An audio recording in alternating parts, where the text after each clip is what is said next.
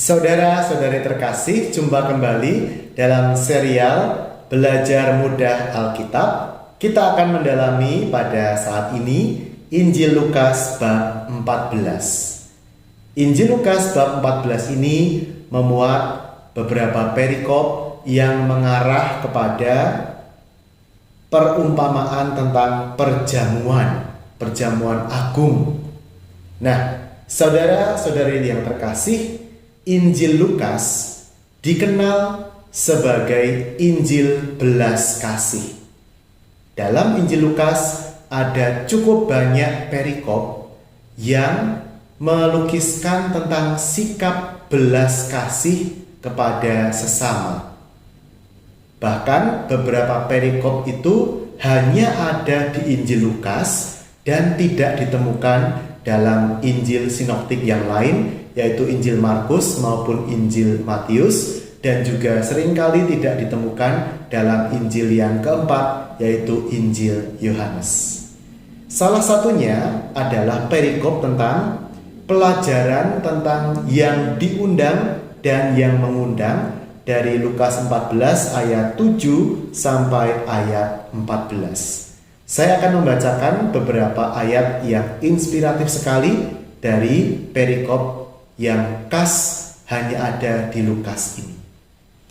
Yesus berkata juga kepada orang yang mengundang dia, "Apabila engkau mengadakan perjamuan siang atau perjamuan malam, janganlah engkau mengundang sahabat-sahabatmu atau saudara-saudaramu atau kaum keluargamu atau tetangga-tetanggamu yang kaya, sehingga mereka tidak membalasnya dengan mengundang engkau lagi, dan dengan demikian engkau mendapat balasannya.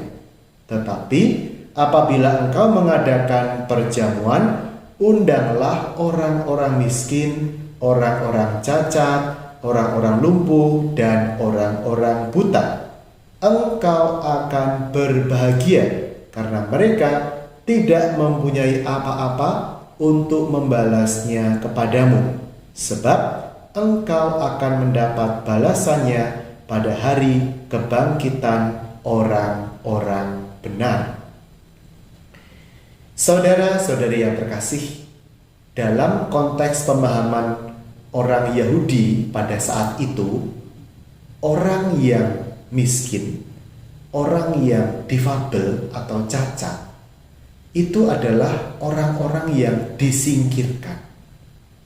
Kenapa? Karena ada sebagian orang yang berpendapat bahwa kecacatan atau sakit atau kemiskinan, nasib yang buruk itu adalah wujud dari hukuman Tuhan.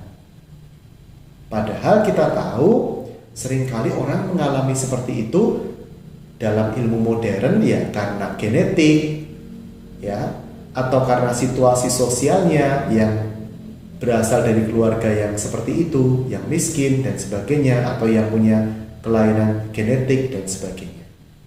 Jadi tidak ada kaitan langsung sebenarnya antara aneka ragam penderitaan itu dengan hukuman atas dosa seseorang.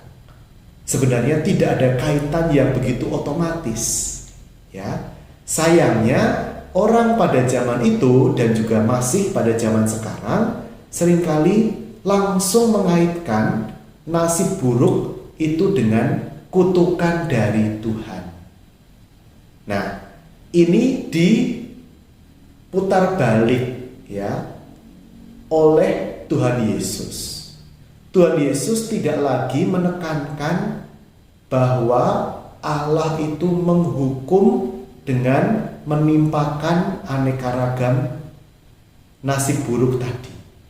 Justru dalam perjamuan surgawi yang seharusnya diberi tempat, dan juga dalam perjamuan duniawi yang seharusnya diundang adalah orang-orang yang miskin, orang-orang yang cacat, orang-orang yang lumpuh, dan orang-orang yang buta, yang pada zaman itu dipandang sebagai orang-orang yang terkutuk, orang-orang yang tidak pantas di hadapan Tuhan karena dosa mereka atau dosa dari leluhur mereka.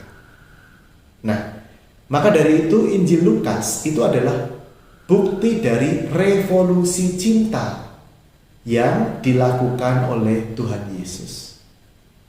Pada masa itu, sabda Tuhan Yesus ini sungguh sebuah hal yang mengejutkan. Sebuah hal yang tidak terduga diajarkan oleh seorang pengajar, seorang rabi sekelas Tuhan Yesus. Karena sekali lagi ada juga teks-teks Alkitabiah dari Perjanjian Lama yang memang seolah-olah atau seakan-akan menjustifikasi bahwa mereka yang menderita itu adalah orang yang dikutuk, dihukum oleh Allah. Tetapi dalam Perjanjian Baru, dalam pemahaman Tuhan Yesus tidak lagi seperti itu. Ya, yang berlaku adalah hukum cinta kasih yang sebenarnya juga sudah ada cikal bakalnya dalam Perjanjian Lama. Jadi Yesus hanya menegaskan kembali intisari dari Perjanjian Lama, menggenapi Perjanjian Lama itu dengan hukum cinta kasihnya. Yesus sama sekali tidak menolak Perjanjian Lama, tidak.